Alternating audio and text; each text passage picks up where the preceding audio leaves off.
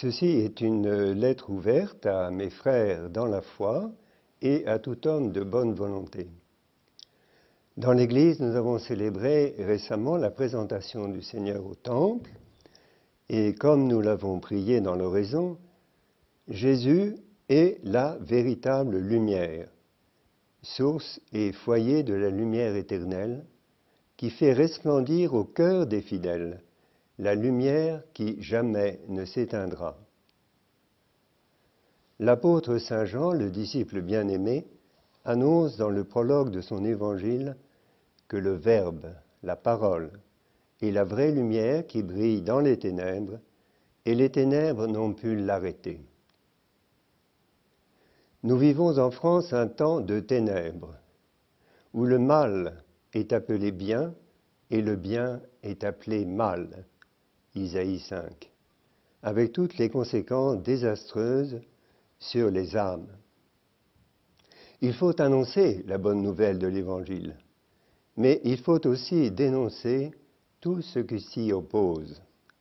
C'est ce qu'ont fait les saints, les pères et docteurs de l'Église catholique au long des siècles. Nous ne sommes pas dispensés de le faire et nous aurons à rendre compte à Dieu de nos paroles, mais aussi de nos silences. Alors je vais essayer de parler haut et fort. Honte et déshonneur à vous, Monsieur le Président de la République, qui avez énoncé dans notre pays des législations contraires à la loi naturelle et au bien des citoyens. Oui, malheur aux législateurs de législation impie, dit le prophète Isaïe. Honte et déshonneur à vous, Monsieur François Hollande, qui avez apostasié publiquement votre baptême catholique et qui avez l'audace de vous présenter au pape François. Pensez-vous que ce soit un naïf que vous allez tromper par vos mensonges? Honte à vous, hommes trop lâches pour s'engager officiellement avec une femme, mais assez dévoyés pour changer de partenaire au gré de vos pulsions.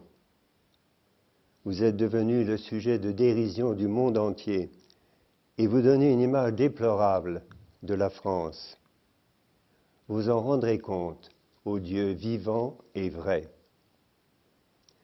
Honte et déshonneur à vous, Monsieur le Premier ministre, et à tous vos complices, ministres de vos convertements, prévaricateurs, que vous avez couverts de votre autorité lors de l'adoption de lois impies.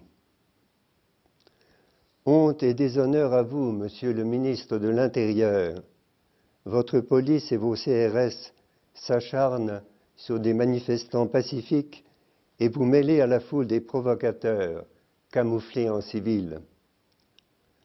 Le 30 janvier, vous avez souhaité vos bons vœux à 50 personnalités de la franc-maçonnerie, les félicitant de leur rôle positif dans la construction de la République. Votre collusion avec la franc-maçonnerie est évidente et intolérable. Dans le journal du dimanche 2 février, vous traitez les 500 000 manifestants pacifiques de la Manif pour tous d'antisémites, racistes, homophobes, anti-républicains. Quand c'est un ministre de la République en question qui se laisse aller à de tels dérapages, on se pose des questions sur sa légitimité. Monsieur Valls, vous devriez relire l'histoire de Robespierre. Honte et déshonneur à vous, Monsieur le ministre de l'Éducation nationale, qui avez osé proclamer, entre guillemets, il faut être capable d'arracher les enfants à tous les déterminismes familiaux, éthiques, sociaux, intellectuels et religieux. Fin de citation. Quitte à en faire des orphelins sans père ni mère, de futurs anarchistes sans Dieu ni maître. Vous avez tenu ces propos particulièrement sectaires. On ne pourra jamais construire un pays de liberté avec la religion catholique. Il faut inventer une religion républicaine. C'est un mensonge, car ces 15 siècles de Français catholiques qui ont édifié la France. Vous portez ainsi atteinte à la mémoire de tous les citoyens français catholiques qui ont payé de leur vie et de leur sang, lors de 2 guerres mondiales, le droit pour leurs descendants de vivre dans un pays libre et démocratique.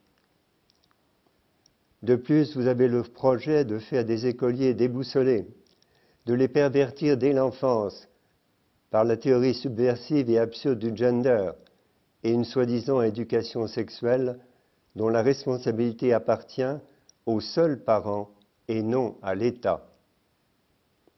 C'est une société totalitaire de la pire espèce que vous voulez nous imposer. Votre haine de la famille et de la religion catholique est évidente. Honte à vous, Madame la ministre de la Famille, qui avait déclaré à France Info le dimanche 2 février à 18h20 que la théorie du gender n'existait pas, alors que le programme ABCD de l'égalité du gouvernement est déjà proposé dans 10 académies de France. Vous avez menti. Honte et déshonneur à vous, Madame la ministre des Droits des Femmes, qui avez osé prononcer à l'Assemblée nationale ces paroles mensongères.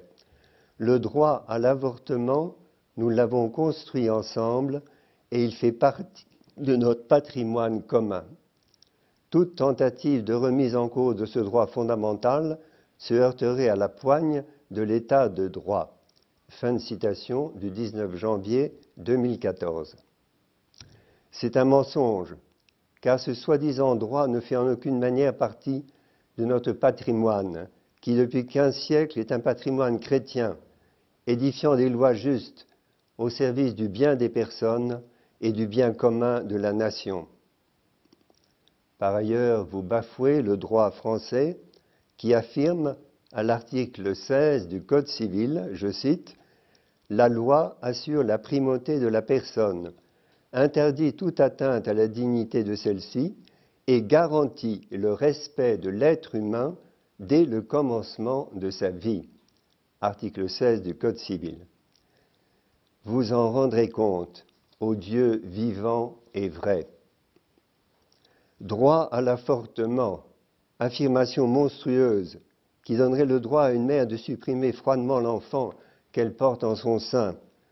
Vous et vos complices du planning familial et haute officine de mort, vous continuez la guerre contre l'enfant à naître et vous nous menacez avec vos lois impies. Mais nous ne craignons pas les menaces des impies. Comme fétus de paille, ils seront dispersés. Honte et déshonneur à vous, députés socialistes, vous les nouveaux Hérodes, qui avez voté le massacre des innocents et institué une police de la pensée interdisant aux associations pro-vie d'aider les mères en détresse. 19 janvier 2014. La loi Veil fait 220 000 victimes par an, soit 8 millions de petits Français non nés depuis 1975. Et vous estimez sans doute que ce n'est pas suffisant. Honte et déshonneur à vous, hommes politiques de tous bords, sauf exception, qui avez été plus ou moins complices de ces infamies par votre inertie et votre silence, et qui prenez vos ordres au Grand Orient de France et autres loges maçonniques. Regardez vos mains, elles sont couvertes de sang. Honte et déshonneur à vous, journalistes des médias, pour la plupart, sauf exception, inféodés au gouvernement, incapables d'une parole de vérité et qui mentez par émotion. Le barbare détruit ce qu'il ne comprend pas, dit le sage. Les uns et les autres, votre intelligence obscurcie par le péché vous rend incapable de comprendre la beauté de la famille et de la procréation, confiée dès l'origine avec amour par le Créateur au couple humain homme et femme. Alors, vous voulez les détruire. Vous vous croyez civilisés alors que vous méritez très exactement le nom de barbare.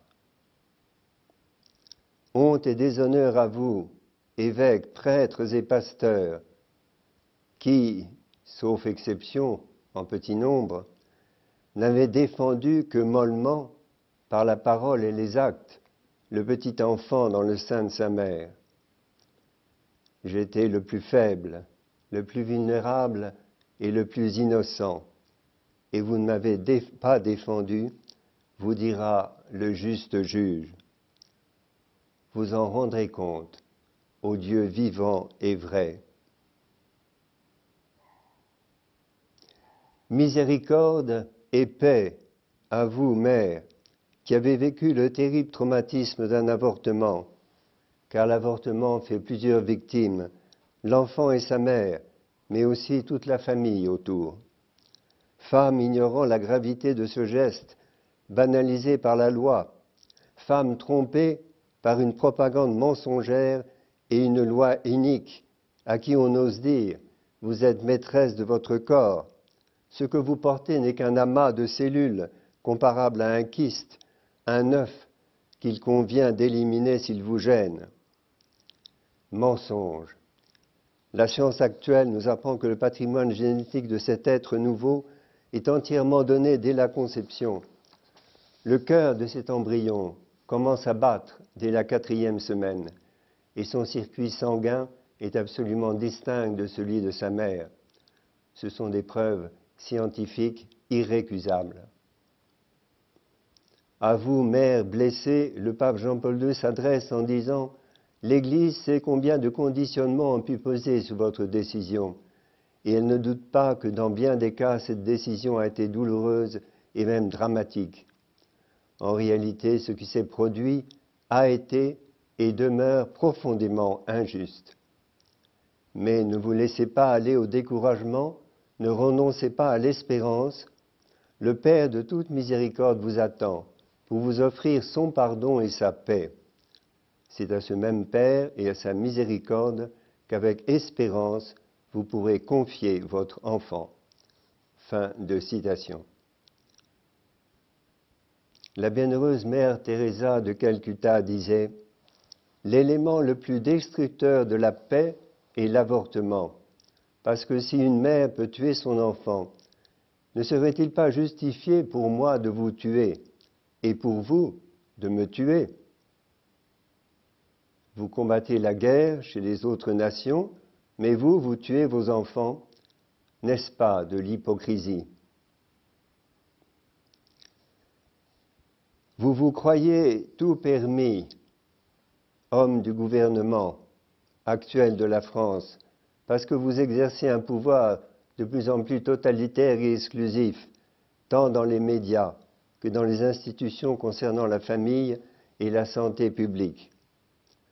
N'oubliez pas cependant que si vous échappez à la justice des hommes, vous n'échapperez pas à la justice de Dieu, devant laquelle tout homme, croyant ou non, athée ou malcroyant, se trouvera au jour de sa mort. Il est écrit, « Le sort de l'homme est de mourir une seule fois, et après vient le jugement. » Hébreux 9. De toute parole mensongère que les hommes auront prononcée, ils en rendront compte au jour du jugement. Matthieu 12. Et le livre de l'Apocalypse, au chapitre 21, nous avertit. Les lâches, les impies, les dépravés, les assassins, les impires, les idolâtres, leur sort se trouve dans les temps brûlants de feu et de soufre. C'est la seconde mort, elle est éternelle. Jésus, dans l'Évangile, nous a avertis et il nous avertit encore. Si vous ne vous convertissez pas, vous périrez tous. Et sur la croix, une de ses dernières paroles sera « Père, pardonne-leur, ils ne savent pas ce qu'ils font. »